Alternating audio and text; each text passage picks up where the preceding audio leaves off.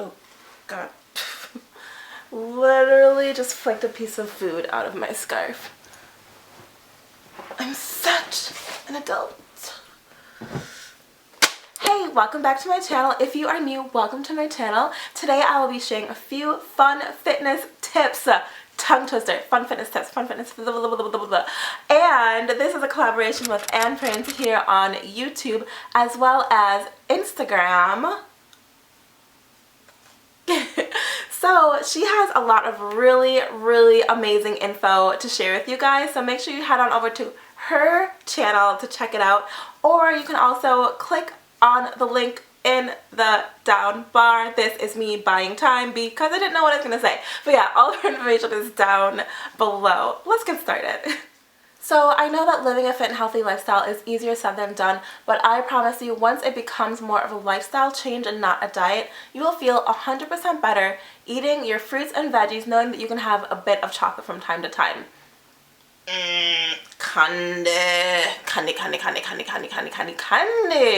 What really keeps me motivated is knowing that there's no end to my fitness journey. I never want to go back to restricting calories. I never want to go back to binge eating or feeling horrible about myself. That was just such like a bad lifestyle. So knowing that fitness and health, this lifestyle is like my ride or die side chick, if you want to put it that way, it just really helps to keep me motivated, because I need to know that I always have to find a good balance of healthy living and clean eating. And I'm not going to lie to you, I definitely do slip up from time to time, probably more times than I should admit, but that's just part of the journey. You will get a lot better once you keep going and don't give up on yourself.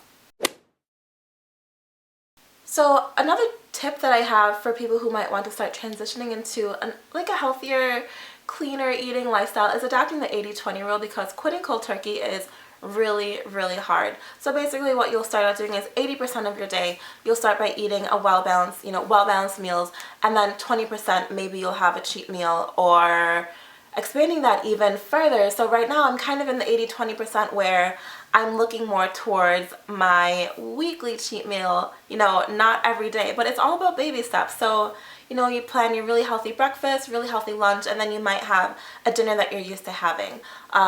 Then you start, going, maybe you'll have a cheat meal on Friday, and then you start looking at it, maybe you'll have a cheat meal one day out of the whole entire month, and then it just really keeps snowballing. Then maybe you'll have a cheat meal, just don't get too crazy with it, but you kind of get the idea, where after a while you can just start to continuously clean up your eating and transition into that lifestyle where you're just not craving those things as much anymore.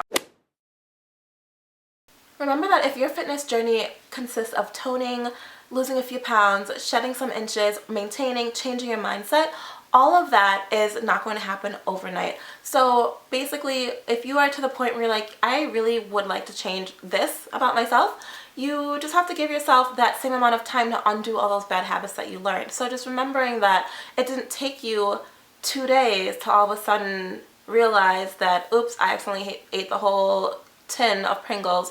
It's really just gonna, I don't know what I'm about to say, you guys, to be honest, and I'm doing this weird little cat thing. I want to say something about portion control, but what was I just talking about? Anyways, oh yeah, so just give yourself time to unlearn the bad habits that you have become so accustomed to.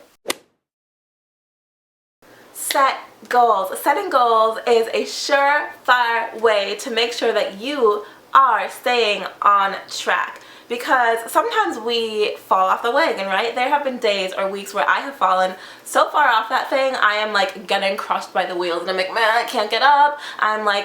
I'm just off the wagon. I have fallen off the wagon. But honestly, there are times where I would just crawl back on the wagon just to grab a muffin or something from the top shelf, and I would fall off again.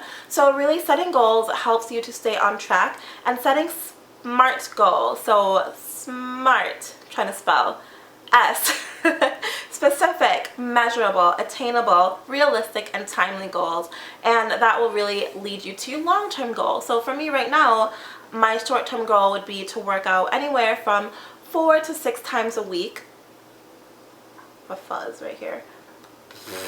And my long-term goal would be to develop abs, because right now I have an ab. I have one squishy little ab called my stomach, and I'm really trying to lean out. So really setting those goals helps you to kind of do like a little check mark, and it really keeps you motivated, versus this is like I'm in it for the long run, I am going to be working out until I die, and I can never have kandi ever again. No, that is a bad way of thinking. Setting goals really helps you to break it down and helps you to stay focused. Hey.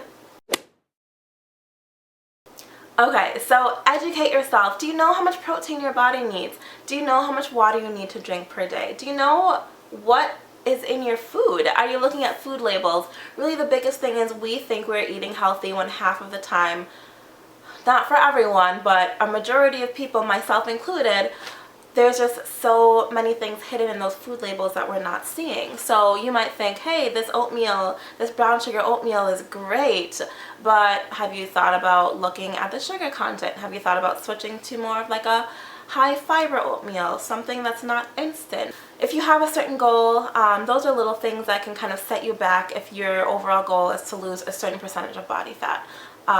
Looking at what sugar breaks down to, which is fructose, and you know, that stuff likes to make its home on your, you know, womanly bits, manly bits, the hips, the chest area, the arms, the tummy, so the bum.